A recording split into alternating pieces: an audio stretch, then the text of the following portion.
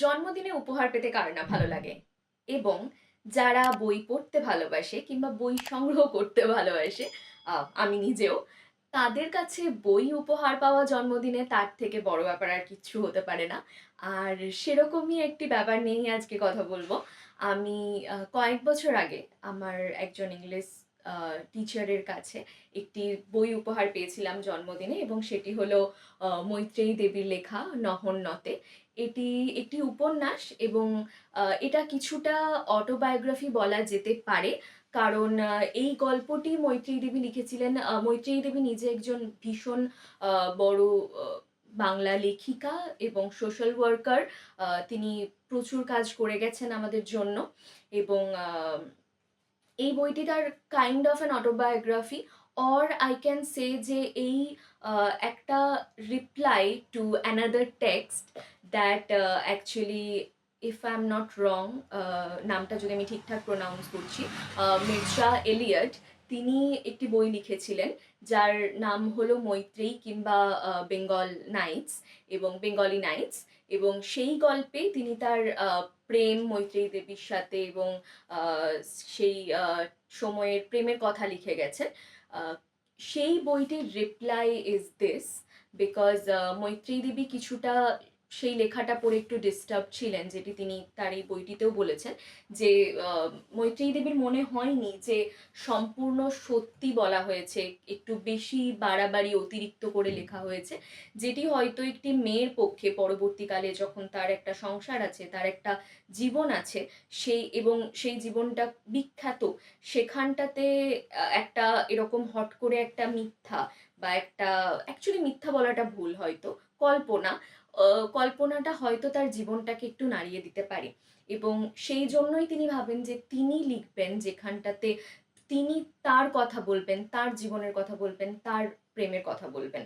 এবং এই গল্পটা, একজন যদি খুব সরল ভাষায় বলি, তাহলে একজন কিশোরী যে সদ্য প্রেমে পড়ছে এবং প্রেমের অনুভূতি তার হচ্ছে, এবং সেই ভয়, যেখানটাতে পরিবার খুব স্ট্রিক্ট, সেখানটাতে আহ, প্রেমটা মানে ঠিক করছেন কিনা ভুল করছেন, কিংবা এই যে ভয় সারাক্ষণ থাকা, তারপর সেই প্রেম পূর্ণতা না পাওয়ার যে কাতরতা, যে আর্তনাদ, সেই সমস্তটা, যেটা আমার মনে হয় শুধুমাত্র নারী নয়, প্রত্যেকটা মানুষই নিজের জীবনে ফেস করে থাকে। একটা সময় তো আসেই যখন এই সমস্ত অপূর্ণতার সাথে লড়াই করতে হয় প্রত্যেকটা মানুষকে, এবং সেটা হয়তো ওই কিশোরকালের পরেই, পরবর্তীকালেই আসে অনেকের ক্ষেত্রে। সেই রকমই একটা গল্প হচ্ছে নহন্যতে। নহন্যতে কথার আক্ষরিক অর্থ তো আমার জানা নেই, কিন্তু যতটা আমি দেখেছিলাম, নহন্যতে কথার অর্থ হচ্ছে এমন একটা কিছু যেটার মৃত্যু হয় না। যেমন শরীর নশ্বর কিন্তু আত্মা অবিনশ্বর, সেইভাবেই বলা যে নহন্যতে। এর পরবর্তী কথাটা আমার জানা নেই, আপনারা দেখে নিতে পারেন। এবং এই গল্পটা পড়ে আমার সত্যিই মনে হয়েছে যে নামটা সার্থক, কারণ মৈত্রেয়ী দেবী যখন এই গল্পটা লিখছেন তখন তিনি তার বার্ধক্যে প্রবেশ করেছেন, এবং তিনি লিখছেন তার কিশোরী কালের কথা।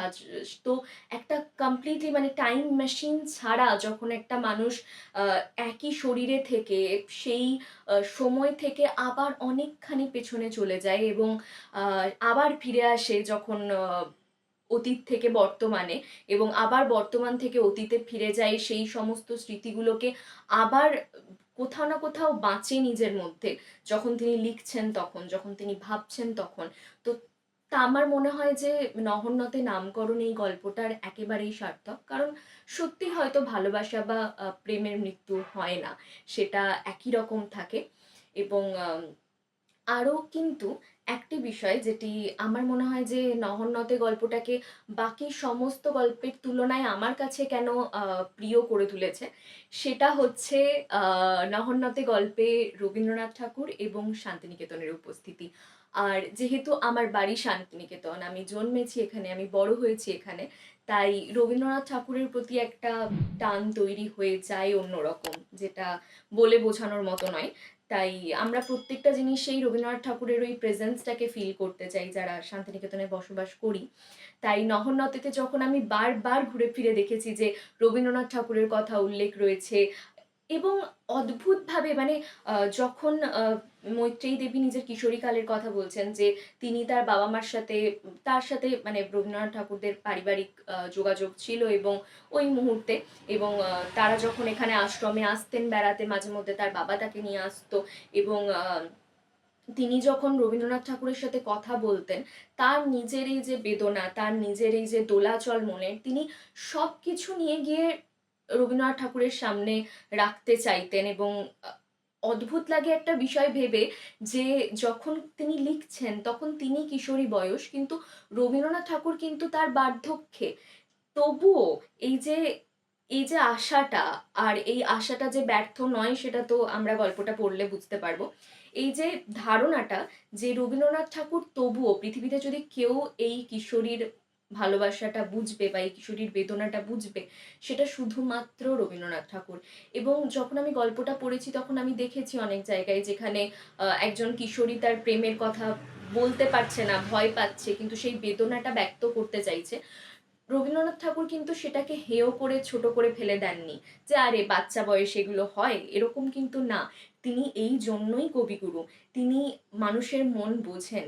তিনি একদম একজন খুব ঘনিষ্ঠ বন্ধু যেভাবে আহ, একজনকে বোঝাবে যে আহ, হ্যাঁ আমি তোমার ব্যথাটা বুঝতে পারছি, রবীন্দ্রনাথ ঠাকুরও ঠিক সেইভাবেই বুঝিয়ে গেছেন সারা টেক্সটে। এবং একটা জায়গা আমার খুব ভালো লাগে যেখানটাতে মৈত্রেয়ী দেবী রবীন্দ্রনাথকে বলছেন যে আপনি ভালোবাসারই মানুষ, আপনি সামনে থাকলে তো কেউ আর বাড়ির পঞ্চানন ঠাকুরকে ভালোবাসবে না। সত্যি যেখানে রবীন্দ্রনাথ ঠাকুর থাকবে সেখানে হয়তো তাকে ভালো না বাসাটাই অদ্ভুত, তাকে ভালোবাসাটা খুবই স্বাভাবিক। এবং প্রতিনিয়ত এই শান্তিনিকেতনের কথা, রবীন্দ্রনাথের কথা গল্পটিকে আমার কাছে আরো আরো বেশি খুব খুব গুরুত্বপূর্ণ করে তুলেছে। এবং আরো একটি কথা বলবো, এটা শুধুমাত্র একটা প্রেমের গল্প নয়। এটা শুধুমাত্র একটা প্রেমের গল্প নয়, এটি একটি সার্থকতার গল্প। এটি একটা এটি একটি নারীর লড়াইয়ের গল্প। তিনি কিভাবে তার জীবনের সমস্ত দোলাচল সামলাচ্ছেন, সংসার জীবন পালন করছেন, সামাজিক জীবনে উন্নতি লাভ করছেন এবং নিজের মতামত, নিজের শিক্ষা, নিজের সাহসিকতা সবটুকু দিয়ে যে সমাজকে জয় করছেন, সর্বোপরি নিজেকে জয় করছেন, সেই সমস্ত কিছুর গল্প এটা।